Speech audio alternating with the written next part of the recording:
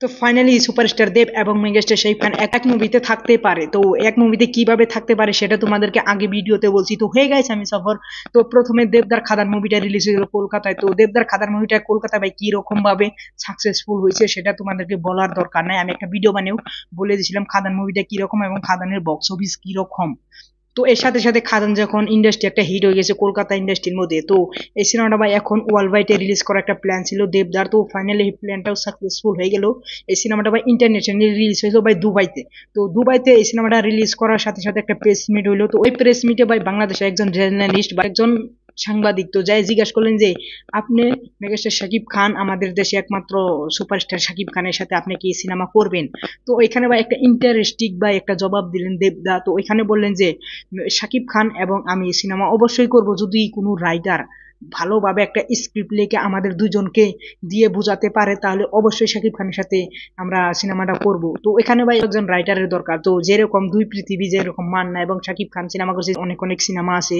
তো ওই রকম সিনেমা যদি ওই রকম ভাই স্ক্রিপ্ট যদি দুজনের কাছে নিয়ে আসে, তো তাহলে অবশ্যই তারা সিনেমা করবে। এখানে দেব তো ফাইনালি কনফার্ম করে দিল। আর মেগাস্টার শাকিব খানের কথা আমি গ্যারান্টি দিয়ে বলতে পারি যে হ্যাঁ করবে, কারণ অনন্ত জলিলের মতন একজন অ্যাক্টরের সাথে যদি মেগাস্টার শাকিব খান একটা সিনেমা করতে চায়, মুখ দিয়া বলে যে অবশ্যই অনন্ত জলিল ভাইয়ের সাথে আমি একটা সিনেমা করব যদি স্ক্রিপ্ট রাইটিং ভালো হয়, তো অবশ্যই যদি অনন্ত জলিলের সাথে করতে পারে তাহলে দেবের সাথে কেন করবে না ভাই। অম্বর দিকেও কনফার্ম, এম্বর দিকেও কনফার্ম। যদি কোনো স্ক্রিপ্ট রাইটিং বা কোনো লেখক যদি ভালো একটা গল্প লিখতে পারে তাহলে অবশ্যই এই দুই সুপারস্টার একসাথে কাজ করবে। তো এই দুই সুপারস্টার দুই একসাথে আসে কি হতে পারে ইন্ডাস্ট্রিতে। তো দেবের তো কামব্যাক হয়ে গেছে কমার্শিয়ালে ভাই, এবং কি শাকিব খানের তো কমার্শিয়াল ভাই হিট দিয়েই যায় এবং যে কোনো মুভিতে শাকিব খান ভাই হিট দিয়ে যায় বাংলাদেশে। রিসেন্টলি আমরা দরদেই দেখতে পেলাম যে দরদ কোনো ফেস্টিভ্যাল ছাড়া রিলিজ হয়ে এবং সব থেকে ওপেনিং নিছে শাকিব খানের কেরিয়ারের। তাহলে ভাই দুই সুপারস্টার একসাথে আসলে ভাই ইন্ডাস্ট্রি ফেটে যাবে। দুই ইন্ডাস্ট্রির সব থেকে বেশি কালেকশন করবে এই সিনেমাটা যদি কোনো স্ক্রিপ্ট রাইটিং ভালো লিখতে পারে এবং কি দুইজনের সাথে মিলাতে পারে, তাহলে ভাই ইন্ডাস্ট্রি ফেটে যাবে। তো এই দুজনকে একসাথে দেখার জন্য ভাই আমি অনেকটা এক্সাইটেড, যদি কোনোদিন হয় তাহলে ভাই আমি দুজনকে একসাথে দেখার জন্য।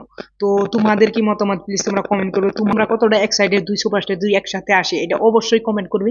আর এর সাথে সাথে দেবকে নিয়ে অনেকটাই দেব এবং শাকিব খানের ফিউচারে কোনো সিনেমা আসে তাহলে সেটা নিয়ে তোমাদের কতটা এক্সাইটেড প্লিজ তোমরা কমেন্ট করবে। আর যদি অনেকে অনেক এক্সাইটেড থাকো তাহলে ভাই ভিডিওতে একটা লাইক করবে। আর আমার ভিডিও যদি ভালো লাগে, এই নিউজটা যদি ভালো লাগলে অবশ্যই চ্যানেলটা সাবস্ক্রাইব করবে। Thanks for watching, by.